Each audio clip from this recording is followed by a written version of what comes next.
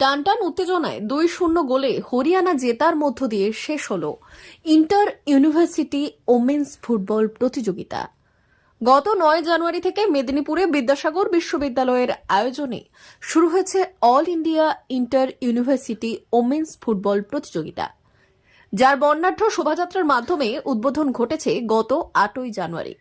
যে টুর্নামেন্টে অংশগ্রহণ করেছিল দেশের বিভিন্ন রাজ্যের মোট 16টি মহিলা ফুটবল দল। এই খেলাগুলি হয়েছে বিদ্যাসাগর বিশ্ববিদ্যালয়ের মাঠে এবং মেদিনীপুরের অরবিন্দ স্টেডিয়ামে। এরই সঙ্গে সাংস্কৃতিক অনুষ্ঠানে অংশ নিয়েছিল এই বিশ্ববিদ্যালয়ের পড়ুয়া, শিক্ষক, শিক্ষিকা সহ বিশিষ্ট ব্যক্তিত্ব। এই দিন ছিল ফাইনাল খেলা।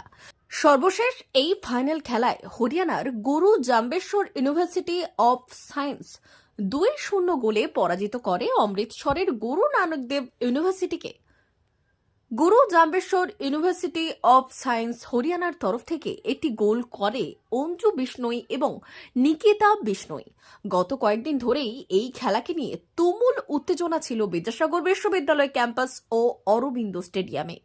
এদিন হাড্ডাহাড্ডি লড়াইয়ে শেষ পর্যন্ত হরিয়ানার কাছে পরাজিত হয় অমৃতসর ইউনিভার্সিটি। এই খেলা দেখতে বিশ্ববিদ্যালয়ের ছাত্রছাত্রী, শিক্ষক, শিক্ষিকা ছাড়াও উপস্থিত হয়েছিলেন মেদিনীপুরের বিশিষ্ট মানুষজন, উপস্থিত হয়েছিলেন বিশিষ্ট আধিকারিকরাও। এই প্রতিযোগিতা শেষে বিজয়ীদের হাতে ট্রফি তুলে দিলেন জেলার বিশিষ্ট মানুষ সহ বিদ্যাসাগর ইউনিভার্সিটির ভাইস চ্যান্সেলর সুশান্ত কুমার চক্রবর্তী। তিনি কি বললেন এই দিন শোনাবো।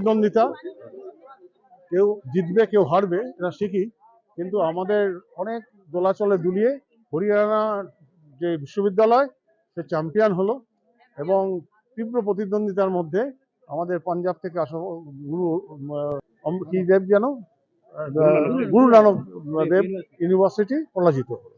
তো যাই হোক, হরিয়ানা চ্যাম্পিয়ন ট্রফি পাবে, গুরু নানক রানার্স আপ পাবে।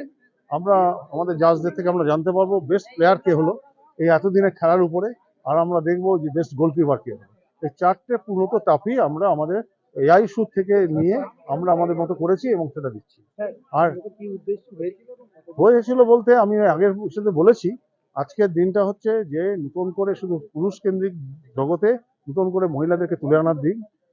ওমেন এম্পাওয়ারমেন্ট একটা হচ্ছে ইউনাইটেড নেশনের একটা প্রধান বার্তা, যে তার মহিলাদেরকে সব জায়গায় এগিয়ে নিয়ে যেতে হবে। সেই হিসেবে গত প্রায় 1 দশক ধরে মহিলা টুর্নামেন্ট আরম্ভ হয়েছে এবং আস্তে আস্তে এটা যে অত্যন্ত জনপ্রিয় হয়ে উঠেছে। এবং আজকেই আমি বিখ্যাত প্লেয়ারদের মুখে শুনছিলাম যে আগামী দিনে হয়তো অলিম্পিকে ভারতবর্ষে ছেলেদের টিম যত তাড়াতাড়ি যাবে তার থেকে অনেক তাড়াতাড়ি মহিলাদের টিম যাবে। তারা যে পারদর্শিতা দেখাচ্ছে এটা কিন্তু আমরা ডিফারেন্সিয়েট করতে পারছি না। D news, Medinipur.